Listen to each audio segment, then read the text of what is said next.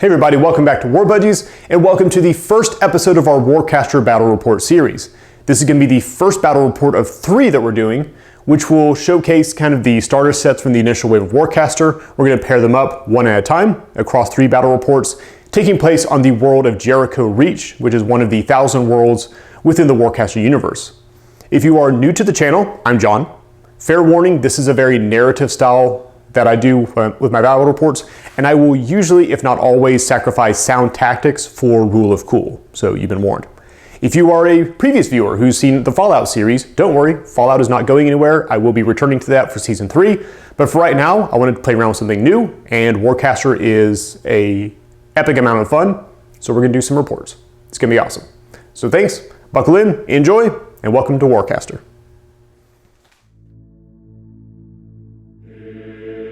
Do you know of Jericho Reach? It is a common world, one of 1,000, blessed with a bounty of arcanescence, cursed by those who would kill for its power, all of them blind to what the Reach truly was.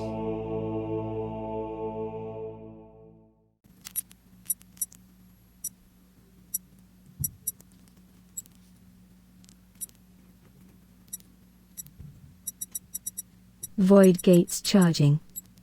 Stand by. Welcome one and all to the Arc Geyser Fields of Jericho Reach. It's a fantastically scenic place, isn't it? Jericho Reach is going to be the site of our next few battle reports. It is one of the Marcher worlds, so an outlier in the civilized system, depending on who you ask. And it is prone to eruptions of arcanescence, as you can see here. And the Marcher worlds, who control the world, are going to be fighting the Eternus Continuum for what is turning into a pretty regular struggle for control of these geyser fields. Representing Team Marcher Worlds for today, we've got a Coalition Weaver, a standard squad of Ranger Fire Team. Got a solo up there, the Hunter, and they'll be accompanied by the Light Warjack. This is a Dusk Wolf. He's got a Scout Cortex, a Railgun on his shoulder hardpoint, a Battle Rifle, and a Ripper to round out his 5 weapon points. So they will be here to try to shove the Continuum out of the geyser field. Meanwhile, the Continuum is going to be represented today by an Immortal Weaver as their Fury Caster, a squad of Vassal Reavers, a big old chunky Marauder there in the background, and they're backed up by a Scourge Light Warjack. He's got a Missile Pod and a Nailer up there for his shoulder hardpoints, and then a Force Rod on a melee for this claw, and the inbuilt Wrecking Claw on the other side.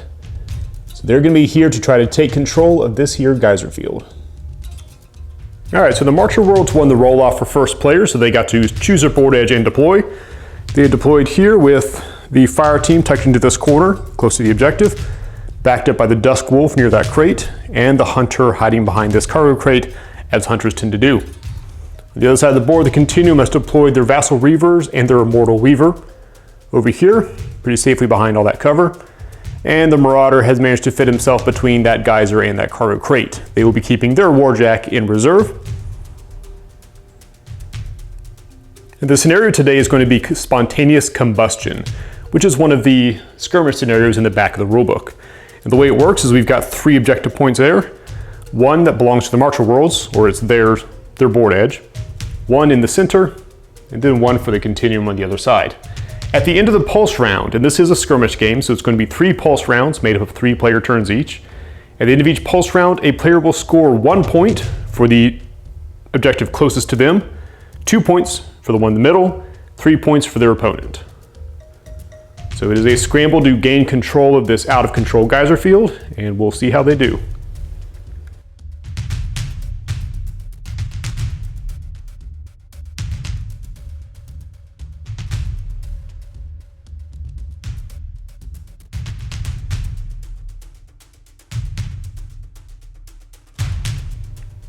At the top of turn 1, the Marcher Worlds Warcaster will charge the Hunter with 1 arc. That will give the Hunter stealth, meaning he cannot be targeted by ranged attacks more than 8 inches away. The Warcaster then plays the Displacement Index Cipher card on the friendly squad, which will allow them to take a quick hop 3 inches up the board and redeploy within 2 inches of the leader. For activations, the Martial World's Warcaster will activate the Dusk Wolf, who will take a 5-inch move up onto this grate. Quick note about terrain around here. All terrain will count as cover if they're within 1 inch. The dormant geyser is going to be difficult terrain. The obvious ones are going to be line of sight blocking as they apply. His Scout Cortex does give him the Pathfinder rule, so he will ignore movement penalties for crossing difficult terrain. For the solo activation, the Warcaster activates the Hunter, who will move 7 inches. You can ignore these little tokens, it's just how I pre-measure and move since I'm holding the camera. Again, he's not terribly worried about taking fire because he has stealth enabled. And lo and behold, the Continuum Weaver is just barely within 15 inches, which is the range of that crazy freaking sniper rifle. So for the rest of his activation, he will crack off a shot, no cover around. The Hunter has a rat of 6 and has 1 charge, so he gains 1 red power die. That is a lot of successes. 1, 2, 3, 4, 5, 6, 7, 8, 9 successes. The Weaver, meanwhile, has a defensive 3. And they block 1. Sniper rifle is a POW 4 weapon, and he beats the defense by 8. We only have armor 3 on the Weaver, so we're looking for 6 successes on this many dice. Nothing quite like starting a brand new game by blowing your opponent into oblivion. Just to reinforce the Martial World's claim, first attack of the game results in a deleted model. Since he did just resolve a ranged attack, the Hunter is allowed to move up to 3 inches, which he will use to tuck in behind this Arc Geyser. For the second Cypher round, the Warcaster will play Encrypted Command, allowing them to remove the activation token from the Hunter, and probably use him again next turn. And just to close things out, the Hunter will deploy a Void Gate within 5 inches, again tucked away behind this giant piece of cover. And to round out the turn, the Hunter will deploy a Void Gate within 5 inches, and will charge it with 3 arc. Martial World's Warcaster elects not to discard any ciphers, draws back up to 5, and that closes out player turn 1. If you guys would like to see the cipher cards, by the way, I'd have to rearrange a bit, but let me know if that's something you want to see. Otherwise, fire team's still ready to go. Dusk Wolf is centering up, planting his feet and charging his guns. Hunter, being a shifty little hunter, is tucked away in cover. So we go to Continuum, turn 1. On the Continuum side of the house, the Marauder will charge with 1 arc. That will allow him to remove his activation token at the start of the player turn. Unfortunately, not a lot of help from the Continuum ciphers as they had banked heavy on Fury, and the Weaver is suspiciously absent, meaning the Weaver is actually that hole in the fence right now. So the Reavers instead, the Vassal Reavers, are going to take their move up to secure this objective. Rearrange them a little bit to get them a bit more into cover. And the Marauder, meanwhile, will also activate, swinging 5 inches around to the back of that cargo container. Doesn't really give him shots on anyone, but it gets him out of the lane and moving towards this fairly critical gap here in the middle. The Continuum Warcaster will play Temporal Cycle and remove the activation token from this squad. The Marauder will then drop a gate just tucked back in here behind the crate or container, and we'll charge it with, if I can pick them all up, 4 arc. The Continuum Warcaster will discard Instability Equation, since the most likely targets for it are way out of business for right now. Continuum Warcaster draws back up to 5 cards, and we are done with turn 1, Pulse round 1. So far so good. The Martial Worlds have first blood, but the Continuum is already sitting on objectives and is moving up. They've got a gate in a good spot. Another gate here, might have a gate fight here in a second, as we move on to turn 2. Start turn 2, the Martial World's Warcaster will charge the Dusk Wolf. His Scout Cortex means that he will now ignore cover. Martial World's Warcaster will then play Force Barrier on the Ranger Fire team. This will give them cover through the end of the pulse round, no matter where they are. Safely behind the presence of mind with their new Force Barrier, the Fire team moves up to secure their first objective.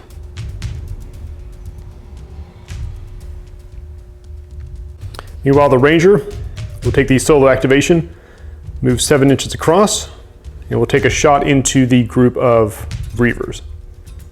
Having a look at the terrain loadout and how cover is going to work, This individual would definitely get cover from the geyser he's next to.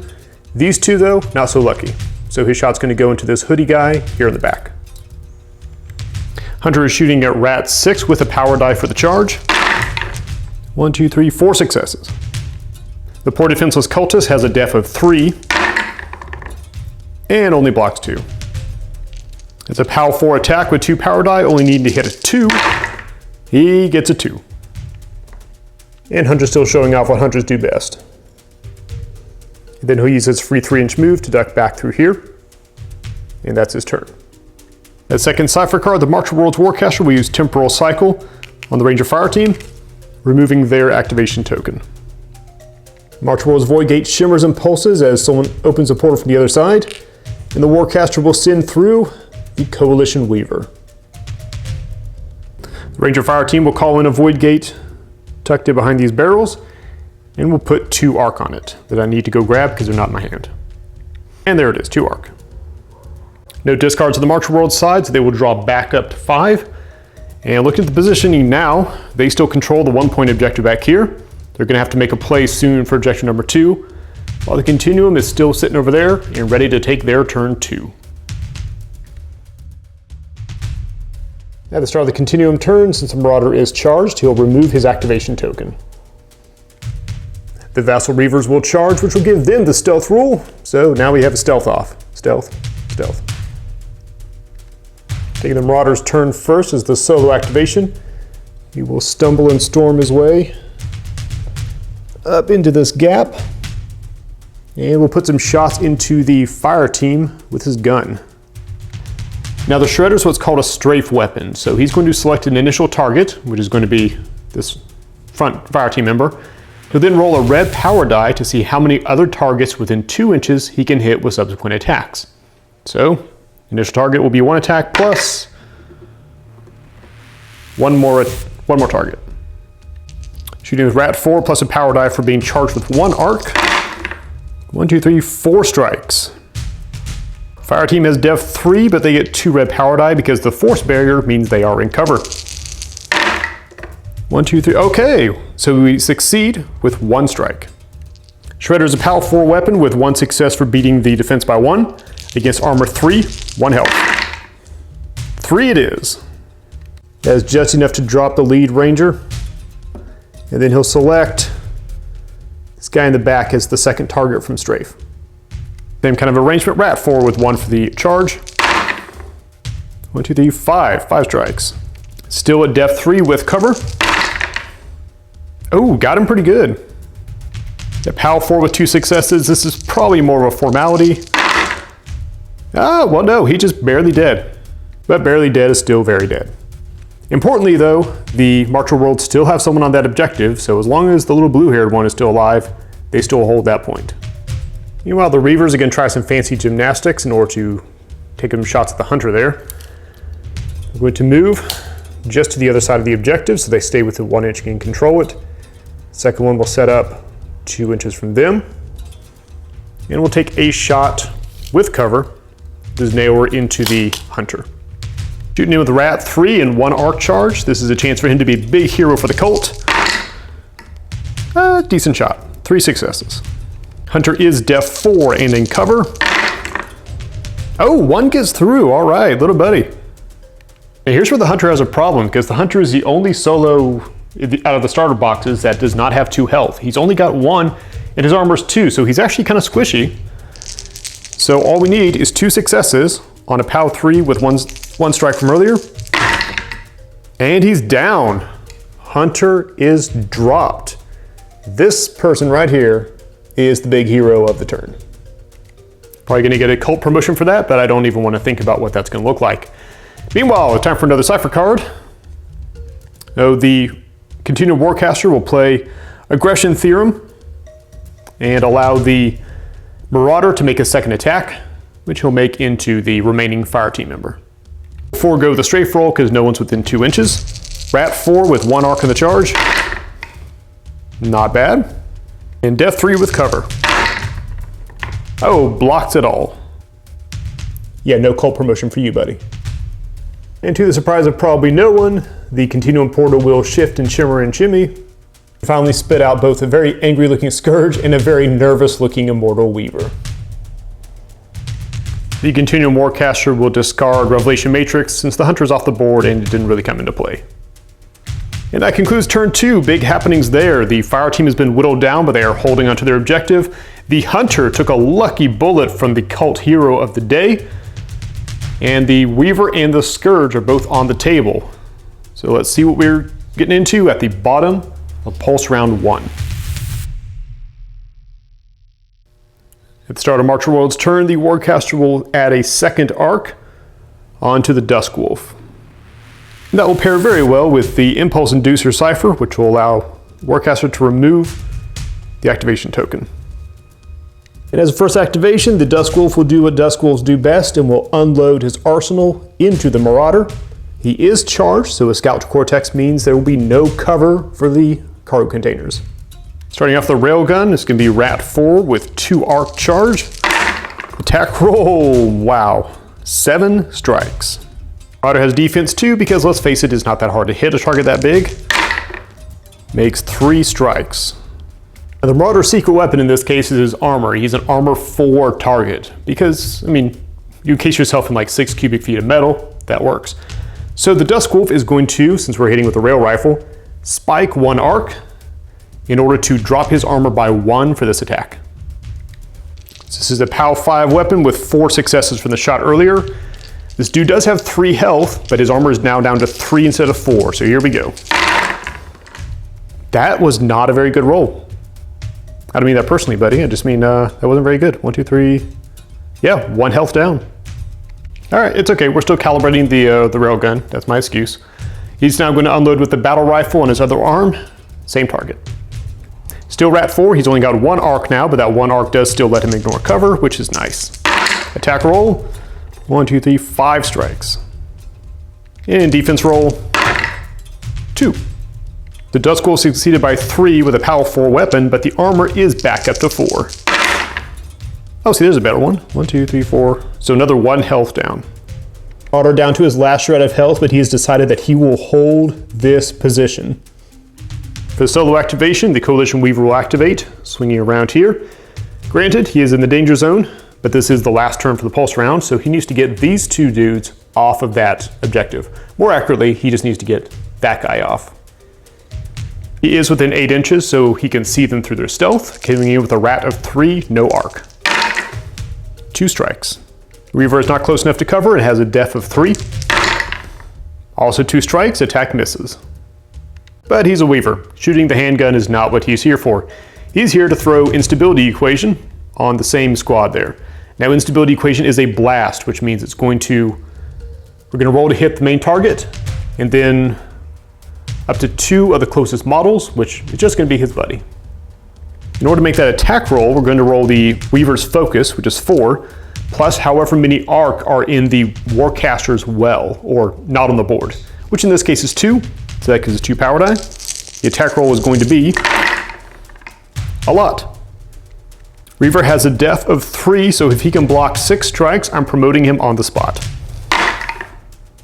Got halfway there. POW 4 attack against armor 2. Yeah, he's dead. As the Instability Equation just sort of deletes him from the battlefield.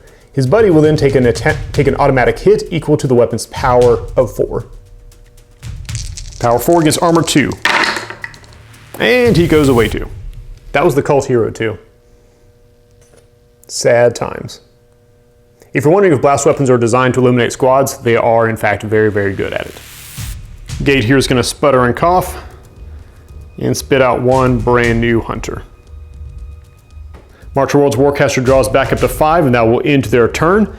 They are currently hanging on to only 1 objective. They've got a strong showing on this side of the field, but they only stand to gain 1 point if that fire team is still alive at the end of this turn. The Continuum Warcaster will place 1 arc to charge the Scourge Warjack, and not having any Cipher cards that they want to play just yet, the Scourge will switch over to Murder mode, as if he has any other modes, and swing around to shake hands with the Weaver. He'll be swinging in with his Force Rod first. He's got 1 arc charge and mat 4. Not a great start, buddy. Weaver has a def of 3. And blocks it handily. Scourge is having none of that. He's going to hit him with the Wrecking Claw. It's a bit more like it. 4. What the Weaver really needs is a roll just like last time. He does not get it. Wrecking Claw is normally a POW 4. Since the Scourge is charged, it now counts as POW 5. Plus 3 power die for winning that little fight. He's dead-zo like 3 times over. Now he does have the Killer Cortex installed, so immediately after killing something in melee, he can make a 2-inch move, which he will do so thusly. And he'll put his rocket pod into the surviving ranger. Come with a rat of 3 and 1 arc. Solid shot, 4 strikes. Ranger still has the force barrier up, so they will count as being in cover. Just barely good enough. That's mildly frustrating for Big Killy Scourge, so he's going to have at them with the Nailer as well. 4 strikes again. Ranger hunkers down, trying to survive the barrage. And they do. For the solo activation, we'll jump over to the Weaver. Weaver will move 2 inches to the cargo container, spin 2 inches to climb up. All of our terrain here is going to be considered to be climbable because otherwise it's less fun. And then we'll move up to secure objective 2. Unfortunately, she does not have enough range to reach the rangers over there, so she will deploy her psychokinetic hood into the Dusk Wolf. It's going to be Rat 3 and Defense 3 because she has the high ground and can see down onto the grate. Attack roll, 3 strikes, and defense roll. Oh, she gets him. 2 successes. A POW 4 with 2 successes against an armor of 4. Had to look at my cards. 1, 2, 3. All right, takes 1 health. Before the turn closes out for the second Cypher, she will use, with her 13-inch range Fury, by the way, we use Pyrokinetic Surge to try to set the Ranger on fire. I'll be honest, I love any game where you can just randomly set things on fire. She has a focus of 4, and there are 4 arc tokens in the Continuum Warcaster as well. 1, 2, 3, 4, 5. Hunker down a little bit further, buddy. You're still in cover. And hope she misses. Wow, all right. This Ranger just will not be moved. In the turn, the Warcaster discards the Mortality Destabilizer, which would bring back dead people to a squad, but don't seem to be any Continuum squads. That concludes Pulse Round 1, so let's do some scoring. The Marcher Worlds, really good opening at the beginning, but they appear to have run up against a stone wall of the Continuum's forces. They hold the objective closest to their deployment zone, which will give them 1 point for the Pulse Round. Meanwhile, the Continuum, running headlong through all the bloodshed, as they tend to do, was able to secure the middle token, so they will get 2 points this turn. Marauder's kind of on his last leg, and the Weaver's most likely going to get shot in the head again here in a second. But the point is, they are in fact winning by 1 point, moving on to Pulse Round 2.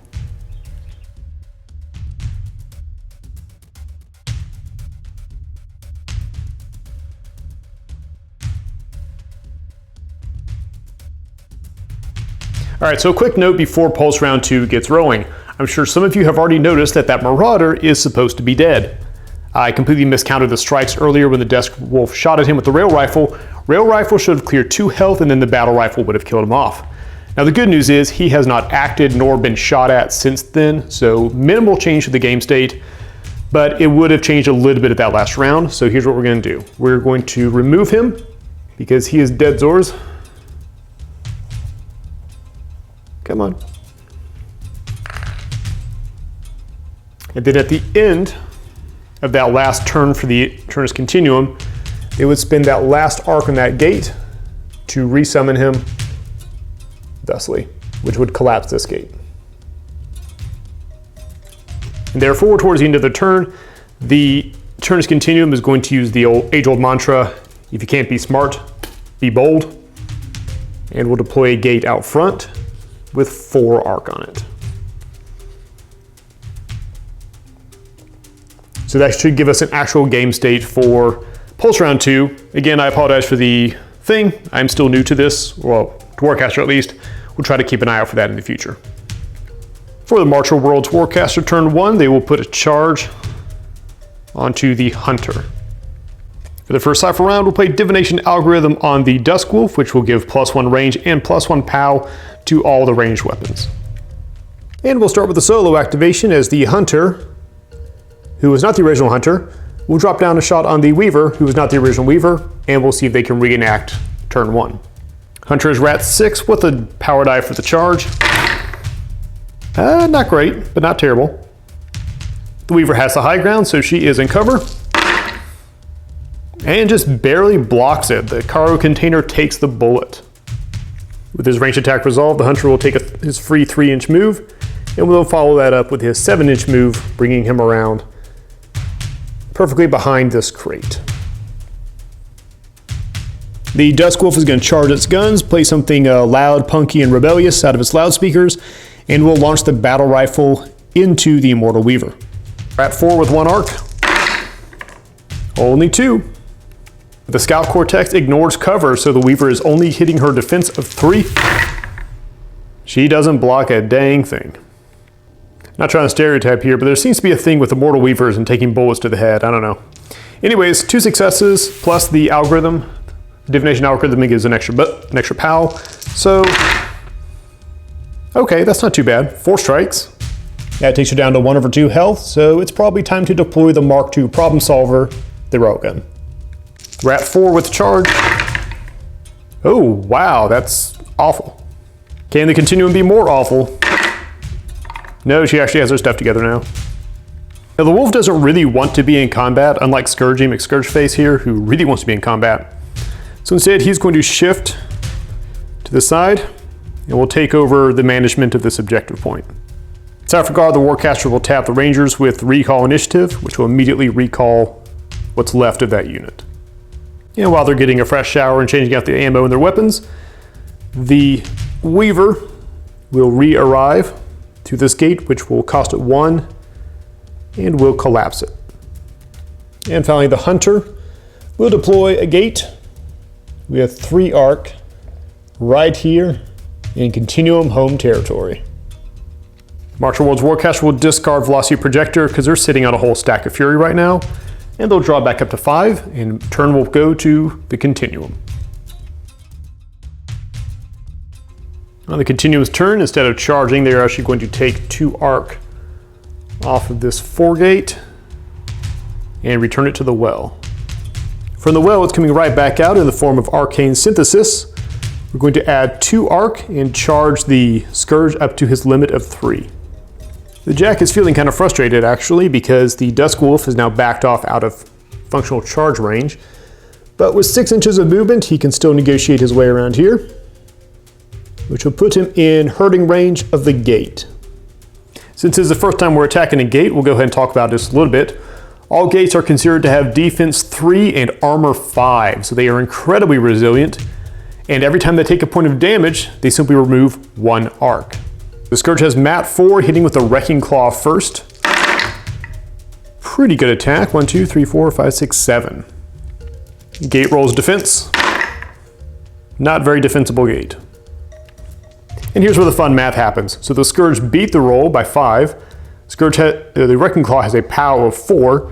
And then for the Scourge, every arc it's charged with means that it adds yet another POW. So this is going to be kind of brutal. Or it might just fail horribly, who knows. Here we go. Okay, see, that was not how to succeed at life. All right, so with armor 5, 1, 2, 3, 4, 5, that clears 1 arc off the gate, and otherwise it doesn't do a dang thing. So the gate goes down to 1. Now that's important because now it can't summon back that unit of Ranger Fire Team.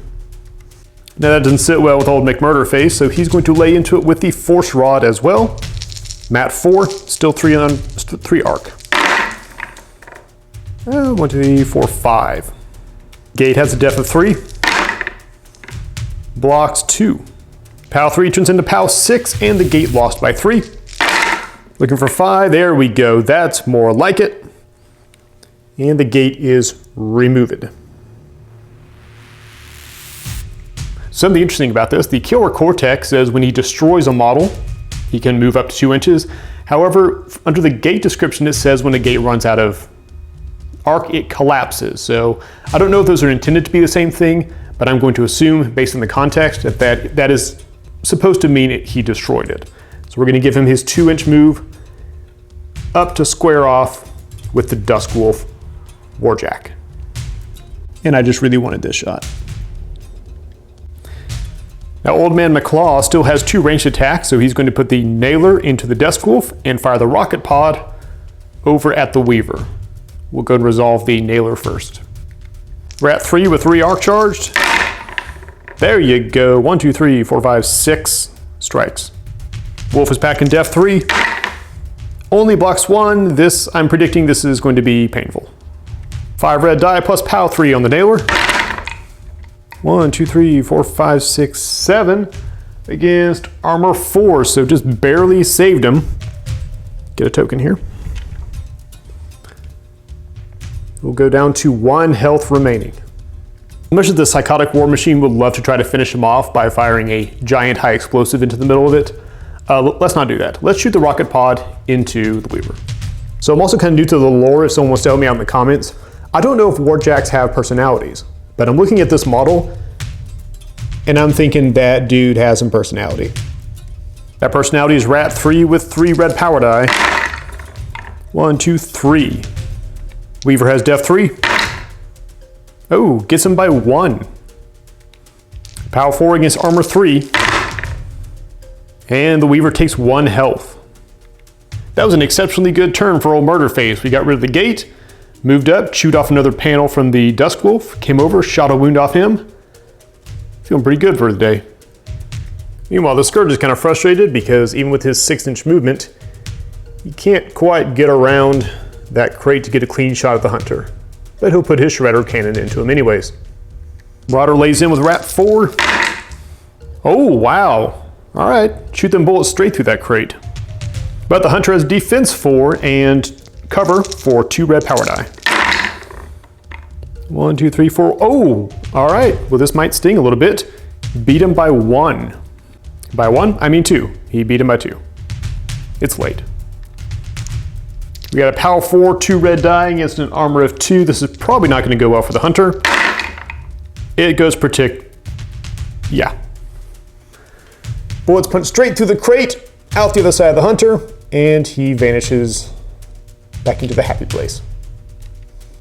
And with activations done, the Warcaster will play Annihilation Vector, which allows him to make an additional attack per special rules on the card. Coming in with a whole lot of dice, but not that big of a result, only 3.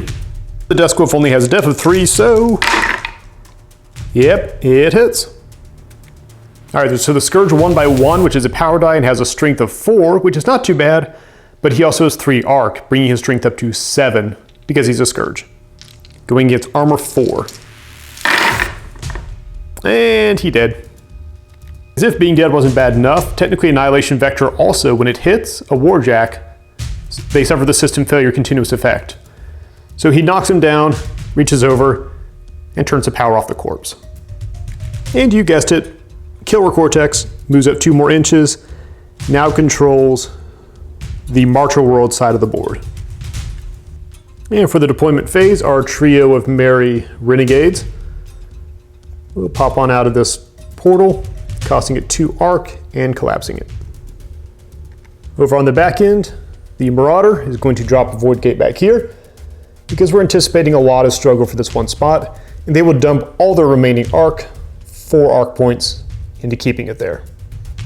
The Continuum Warcaster will discard Recall Initiative in an effort to pull out the remaining cards for this bloodbath here. Absolute killer turn thanks to Scourge McMurderface just carving a line all the way across to their 3-point objective. He is still whole and healthy and ready to rumble. We got the Reavers out. Weavers hanging on by a thread there. The biggest tussle now is going to be this mess over here. There's no Martial Worlds there, but it is their turn, and if they can anchor down that objective, then, well, actually we would have just switched board size. So here we go, moving into player turn 2. For the Martial World's turn, Warcaster will charge the Weaver with 1, because he might need some range here in a second. Coalition Weaver is going to hurl Null Collider across the board into the Scourge in an attempt to kind of trim down that ridiculous amount of arc he's got going. Focus 4 with 3 arc in the well. 1, 2, 3, 4, 5. Warjack is within 1 inch of intervening terrain, being the great. So let's see how he does. Not great, not terrible. Got armor 4. Nicely done. He will take 1 damage from that, and because it is no collider, he will automatically lose 1 arc. Now the activation cycle should be simple. So he's going to shoot his handgun up into the Weaver. He doesn't really want to get any closer because these guys have chainsaws for knives. Who has chainsaws for knives? Really awesome people, that's who. Anyways, shooting the handgun, rat 3, 1 charge. Solid shot. Weaver does have the high ground and blocks it. Weaver's gonna fall straight back a few inches. He has the charge. One of the things the charge does is it adds 5 inches to his cipher range, so instead of 10 inches, he's 15 inches. So he can safely stay out of their shooting range while still being able to hit him with Fury ciphers. Speaking of, he's going to fire Cryo Lock at the unit of Reavers. If it is successful, they don't take damage, but they gain an activation token and are stuck in place. He's got 3 dice in the well, or 3 arc in the well, excuse me, and a result of 4 strikes. Selected target is not in cover and will get a death of 3. 4, all right, they block it. Somebody had their coffee this morning, their weird space murder cult coffee, but that's not important right now. We are going to jump to the back row, as it is time for the pain train to come through the gate. And the pain train looks a lot like this, as yet another hunter, we just got warehouses of these guys, appears in the field, accompanied by a Dusk Wolf Warjack in convenient melee range of the Marauder, who has an activation token. So he's a little caught off guard. Finally, the Weaver will throw down a Void Gate back behind the Geyser with 3 arc on it. Bold play for the Martial Worlds. They've kind of moved up and are focusing all their efforts on this one objective. It's kind of a make or break thing because if they can't seize that objective, they don't have anybody left on this side of the field. The Continuum has control. So it's onto the Continuum to do a counter attack and see if they can't seize control. If they can get a massive number of points on this one, they may be able to go ahead and claim victory. We'll find out after these messages. Start of the Continuum turn, rather than charging anyone, I'm going to pull 2 arc off of this gate. Not quite as bad of a threat there as I thought earlier. And honestly, their little army has weathered pretty well. So we're going to add 2 more to the well, because it's time to throw some Fury. We're just going to try to throw a Cryo Lock, it's that same one we were just talking about, onto the Dusk Wolf Duder. 4 focus and 3 arc in the well. Attack roll of 4. Big guy has a def of 3. And he blocks it. Castle Reavers will move up 6 inches towards the irritating, infuriating Weaver. Shoot you the little pistols. The first one coming in with rat 3. That is a good opening shot. I bet that's the same hero who killed the hunter earlier. Weaver is def 3. Oh, Weaver in trouble. Pal 3 against armor 3.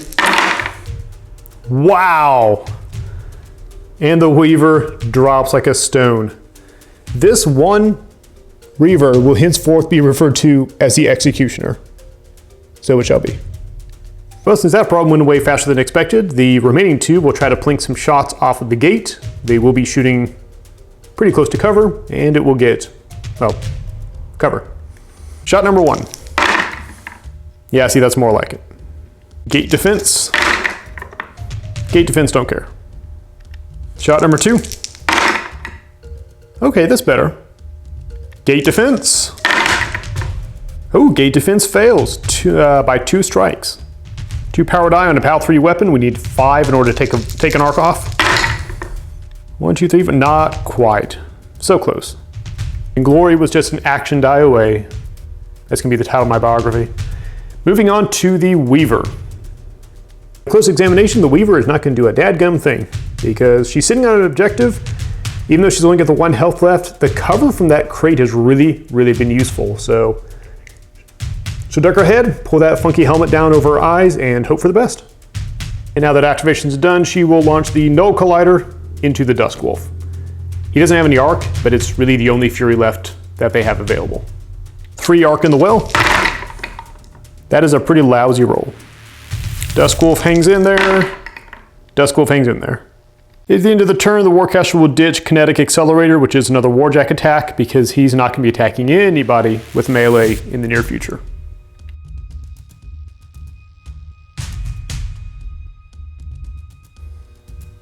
Going into Marcher World's turn 3 for Pulse Round 2. The Warcaster is going to charge the Dusk Wolf with 1, because we're going to need to do some tricky business here to get out of this situation. All right, the strategy is going to start with the Dusk Wolf, which is going to move forward, both into melee range with the gate, and also in control of the objective. Format plus an arc gives him an attack of 4. Gate is running defense 3, only 2. Power 4 with 2 red die. Can't take one off. In all fairness, that was more of a Gee Whiz hopeful thing anyways. He'll now turn the battle rifle, since he is charged and ignores cover, turn the battle rifle on the Weaver. 4 rat and 1 charge. 4 strikes is good. Weaver has defense 3. That doesn't bode well. Coming in with POW 4 and 3 successes. Yeah, she's pasted. And she goes tumbling off of her little throne. Still leaves the rail rifle, or the rail gun, whatever it's called. He will pivot and shoot the Marauder in the back of the head. 4 rat, 1 charge. 5's pretty good. Defense 2 on the Marauder. And he only blocks 1. Is going to spike to drop him down to armor 3, just like last time, but hopefully not like last time. We're going to do our math correctly this time. So 4 red die and POW 5. We're trying to get through 3 armor, 3 health. Here we go. All right, 1, 2, 3. There's 1, 2, just shy. 1 more, that could have done it. But he still takes 2, and now it is the Hunter's turn to play. Hunter shooting him in the head from about 3 centimeters away. 4. All right, def 2, let's see it. No. All right, 3 power die, 4 action die. He needs to see 4 damage to drop this Marauder. And 4 damage he gets. Point blank shot, and the big robo dude goes down. Ranger will take his free 3-inch movement up to the crate. And none of the ciphers look especially spicy right now. So we're going to go on to the gates. And on second thought, he's actually going to drop Aggression Theorem in the Dusk Wolf. And we're going to see if we can chew apart a little bit more of that Void Gate. Format. 3 strikes. 3 def. Only 2 strikes. Power 4 Ripper with 2 power die. And not quite enough to knock off a Void. As all these fine individuals suddenly appear out of this gate. Fortifying this back row.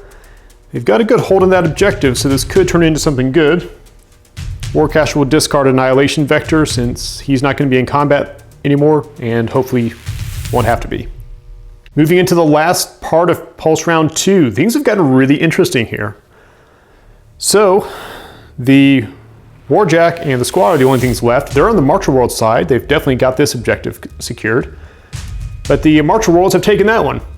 Now that Void Gate is there, but as a note, nobody can get summoned out of that Void Gate within an inch of that objective. So they can't just teleport someone in to take control of it. So this objective is still up for grabs. It's going to be up to them to kind of try to figure out what their plan is. Moving into Continuum turn. At the start of the Continuum's turn, all their units have activation tokens, so we'll remove all activation tokens. And we're going to do some measuring because there's going to be a very, very careful scramble for that middle objective here in a second. The Reavers are going to get the charge token. Lead guy's going to move 4 inches, 2 inches up, and his squad mates will be deployed within 2 inches of him. So they have that objective by a hair, and they will celebrate by shooting a mess of bullets into the Dusk Wolf. First shot, Rat 3 with an arc charge. 1. Dusk Wolf defense 3. He blocks it. Shot number 2. 3 strikes. Dusk Wolf defense doesn't block it, all right. POW 3 gun against armor 4. Oh, he does it. Chips off some armor. And the final red robed lunatic. 4 strikes. Dusk Wolf defense. Only 1. Not bad shooting, guys. Still looking to break armor 4. Oh, that was pretty close to killing him outright. Well done. So that was only supposed to be celebration shots, but they did pretty good there. Did pretty good. Meanwhile, the Scourge can't do anything, so he'll sit there and glare, hoping that someone, one day, wanders into the path of his rocket bod. And in a move that should surprise absolutely nobody, this gate will be replaced with a Weaver and a Marauder. And the Vassal Reavers will drop a gate right down here in case it's necessary, loading it with 2 arc. This is a backup plan. Continuum player, discard recall initiative, drop back up to 5, and that concludes Pulse round 2. Scoring time! The score's rough. I mean, that was really kind of tense there in the middle. The Continuum holds 2 objectives. They are the distant 2, so they'll pick up 3 points, 2 points, 5 total, going up to 7. Whereas the Martial Rolls will pick up 3 for holding that objective, going up to 4. So 7-4, moving into the final Pulse round.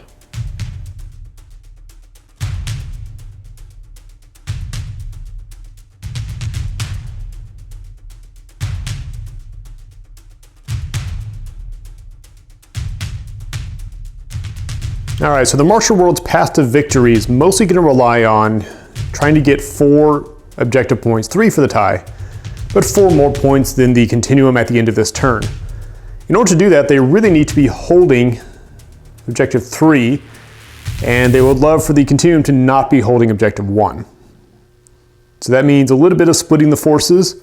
So they're going to do some bold moves, and we'll see how those play out. The Dusk Wolf is the most damaged, so we're probably going to start up there with him and the Hunter. Charging phase will put a charge onto the Hunter to give him stealth. Warcaster will place the Divination Algorithm plus 1 range and power for ranged weapons onto the Dusk Wolf himself. For the activation phase, the Dusk Wolf is going to wade into these 2. We're going to see how much damage he can do on his last leg.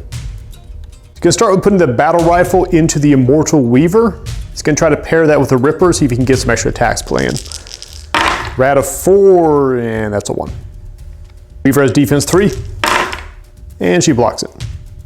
Swing with the Ripper, mat 4. Okay, that's a bit better. Weaver has defense 3. All right, 1 goes through. Ripper's POW 4. And the thing is, if he can drop her with the Ripper, he gets a free attack into the Marauder as well. Oh, that might actually work. Had to double check just so I didn't kind of get ahead of myself. 6 damage is just enough to drop the Weaver with 2 health and 3 armor. So the Ripper gets to make a free attack into the Marauder next. Free attack coming in, mat 4. Nice, nice.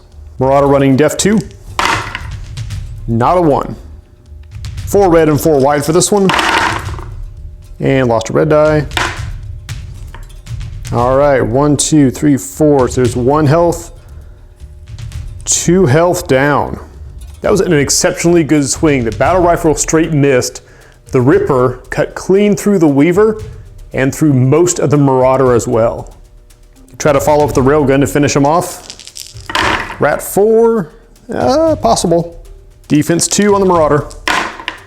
Oh, here we go. POW 6 for the Railgun with the Divination Algorithm. Oh, he mega dead. I'm gonna admit I'm a little impressed with that. I was not expecting him to completely clean house that way. Come on. All right, this is unquestionably your objective, buddy. The Hunter is sitting right at 8 inches from these guys, so he will take a shot at the closest one. 6 rat plus an arc charge. That's a lot of strikes. That's 2, 4, 6, 8, 10, 11 strikes. I mean, they are in cover for all the frickin' good it's gonna do against 11 strikes. Yeah, they block 4. I'm not sure why I'm rolling all these die, except that it's hilarious. Man, he did. And the nearest one is gonna go down. And he'll take his free 3-inch move back a little bit, and then stack onto it his 7-inch move in order to get nice and comfortably out of everybody's range. For Cypher Card Phase 2, the Warcaster will cast Force Barrier onto the fire team again, giving them cover until the end of the pulse round, which is the game. With really nobody to deploy, nobody to recall, the Hunter will drop a Void Gate right here on the back row and charge it with 3 arc.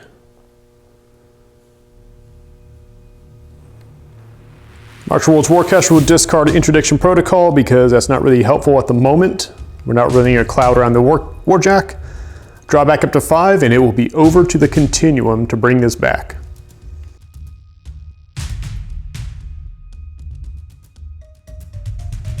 Now the Martial Worlds have a lot of ground to make up. 3 points in the last round is kind of rough, but as we've seen, stuff can change pretty quickly in Warcaster. For the Continuum, it's mostly about point denial, because if they can keep the Martial Worlds from getting objective 3 and deny either of the other 2, then that's a win. So, with that in mind, Scourgy McMurderhead is going to get charged with an arc, and the Warcaster is going to play Ascension Catalyst. This gives +2 speed and the flight special rule to a Warjack, because what's better than a crazed Murderface is a flying crazed Murderface. This gives a Scourge 8 inches of movement and the ability to ignore basically all terrain and all vertical distance. So he will soar like a horrifying eagle up to the top of this container. And from this lofty position, he will shoot his rocket pod and his nailer down on the Dusk Wolf. Starting with the nailer, Rat 3 with 3 power die for the arcs. Okay.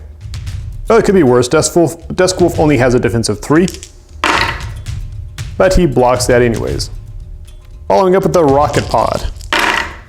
That's more like it. 7 strikes against defense 3. Oh boy. Armor 4. That's more than 4. I'm not great at math, but that's more than 4. The Dusk Wolf is removed. And just to add insult to injury, the Void Gate is in the blast range. Void Gate takes a POW 4 hit against armor 5 and does not care. The warranties on these things are amazing. But that wraps up Murderface's turn. He's now up on his perch. He doesn't have a plan on how to get down, but we'll burn that bridge when we come to it. Meanwhile, the secondary Cypher card is going to be Plexus Densifier on the squad. It's going to give them +2 armor at -1 speed, but really, they're not expecting to go anywhere. In terms of deployment, now is not the time to be holding back reserves. So this gate will dump its 2 arc. We'll drop the Marauder and the Weaver, staying out of line of sight of the Hunter. That will collapse that gate. And then the Reavers will deploy a new gate with 2 arc.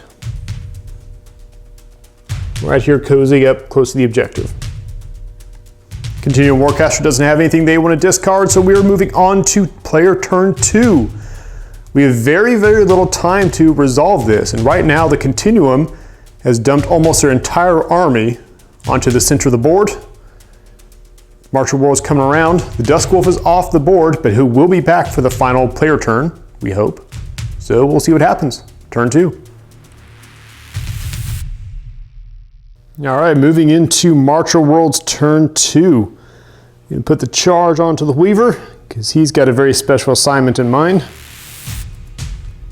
And for the Ranger Fire team, we're going to play the Reiteration Complex, which will allow them during their activation to make an additional ranged attack each.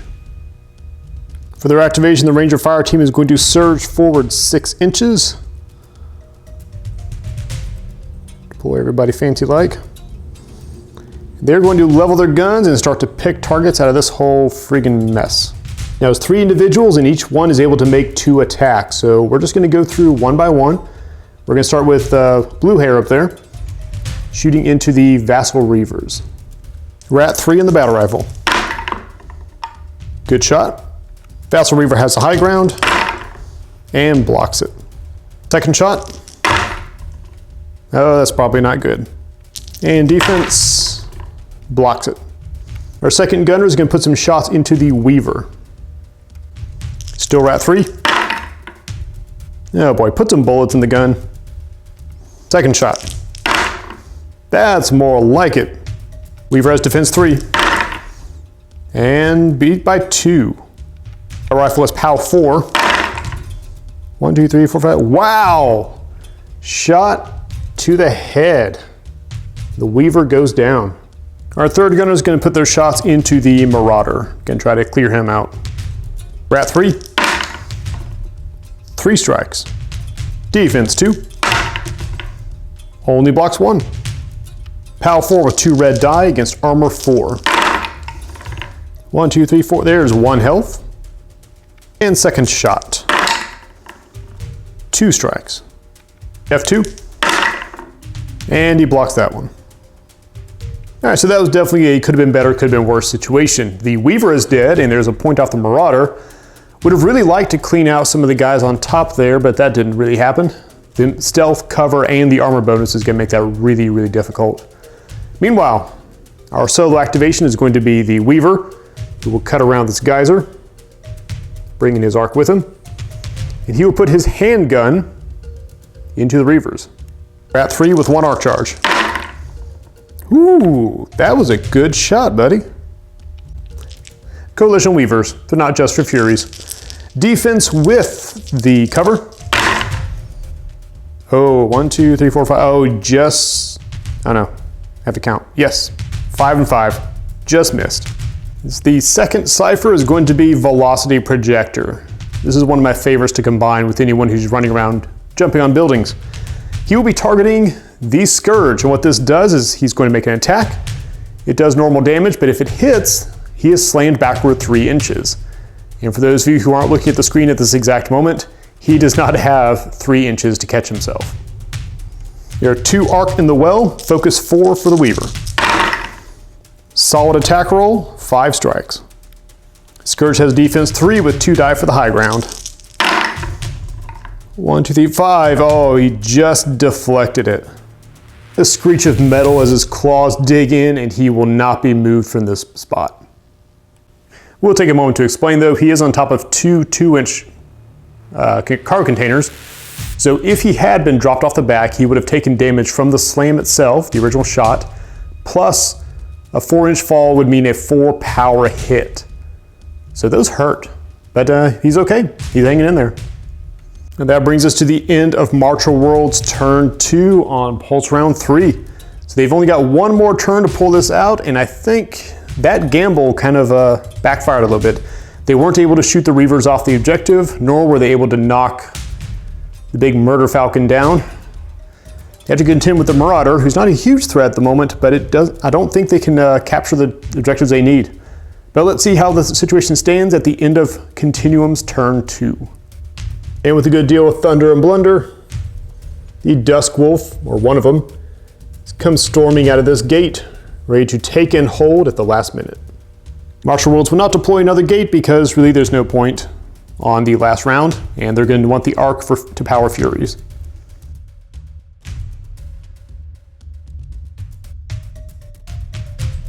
Somewhat unsurprisingly, the Continuum Warcaster will charge the Marauder,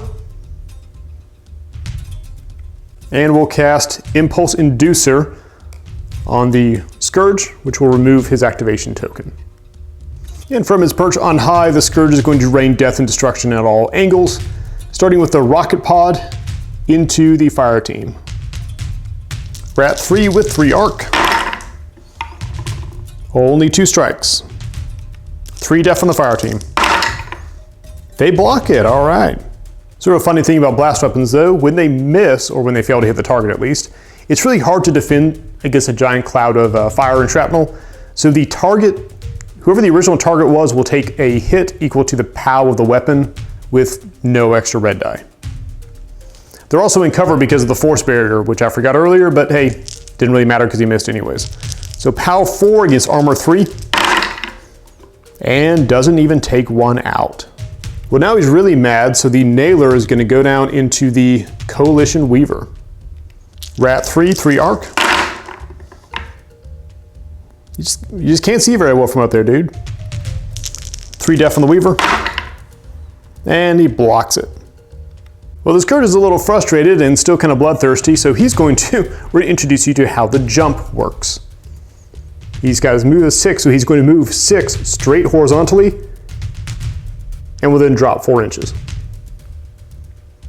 4-inch drop, he's going to take a POW 4 hit against armor 4. Yeah, he's fine.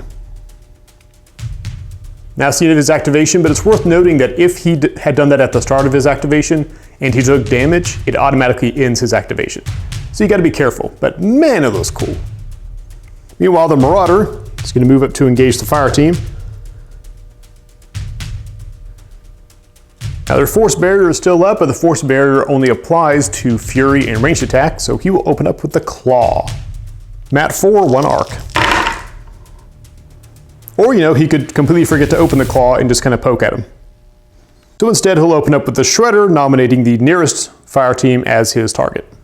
Shredder's a strafe weapon. How many extra targets does he get to hit? 1 extra target. Brat 3 with 1 arc. Okay, not bad. Defense 3 with force barrier, giving cover. 1, 2, 3, 4, just enough to stop it. Hitting a second target thanks to strafe. Okay, 1 up to your game a little bit. And defense 3 with force barrier. Oh, 2 goes through. POW 4, 2 red die. 1, 2, 3, just enough. Sorry, buddy. All right, so neither the Marauder nor the Scourge were able to do a whole lot on that turn. I mean, it looked impressive, but really they didn't inflict very many casualties, and they've kind of been the champions this whole time. So the Continuum is going to rely on the Reavers to hold this objective, and it's going to rely on Murderface to keep the Martial World off of that, which is kind of a tall order considering what he's up against. Second Cypher round, we'll cast Revolution Matrix onto the Scourge, mostly just to kind of discard it and get out of the way. He's not really going after the Hunter, but maybe he will. Portal Shimmers drops 1 arc. And the Weaver makes yet another appearance. If someone gets the time, go back through and let me know how many Weavers we've gone through in this game, because that is a rough career. All right, so this is going to be the final gamble, I think, for the Martial Worlds. And honestly, it's all going to come down to the Mighty Duskwolf, who will receive a charge. Here is the battle plan. The Duskwolf has to shoot the Scourge off of the objective, preferably the Weaver too if possible, and then follow up by moving forward to take it. It then has to also shoot past him in order to clean out these 2 guys. So firepower, doable. We'll see how it goes. Can try to help him out by casting Instability Equation on these 2 dudes up here. 3 arc in the well, focus of 4. Nicely done. 5 strikes. Defense 3 and high ground. 1, 2, 3, 4. Okay, 1 goes through. We're in business. All right, the Plexus Densifier is still in effect, so these guys are 4 armor, but only 1 health. So let's see what we got. 1, 2, 3, 4. All right, first one is down. Vaporizo. Second one's only going to take a POW 4 hit from the blast. He is also armor 4. Oh, couldn't quite do it. At least 1 survivor still on the objective that the Duskwolf is going to have to account for. All right, here's your big moment, boss. He's going to move up to the objective. And he's going to lay into the Mortal Weaver with the Ripper. At 4 with an arc charge. Okay, not bad. Defense 3. Oh, this is promising. Not sure what is promising, but it's certainly promising. He needs to show 6 strikes on these die in order to drop her in 1 hit. 1, 2, 3, 4, 5. Oh, man. Oh, that's problematic, because we still got to get the rail rifle into the Scourge and hopefully the battle rifle into the Reaver. Now let's see how we do. All right, so the battle rifle is going into the Reaver, who's sitting here up top. Rat 4. 1, 2, 3, 4, 5. Very nice. The Reaver is on high ground, but the Scout Cortex is charged, so he will not get cover. Oh, he did. He still has his armor boost, so he has to show 4 strikes on that many die. Reaver goes down. And then finally the rail rifle is going to go into the Scourge. We're at 4 with a charge.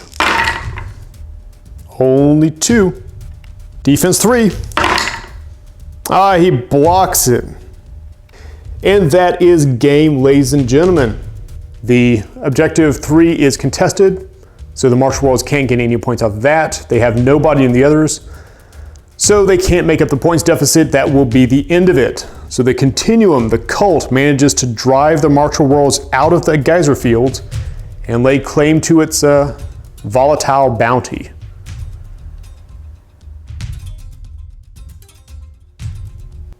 All right, I hope you enjoyed that battle report.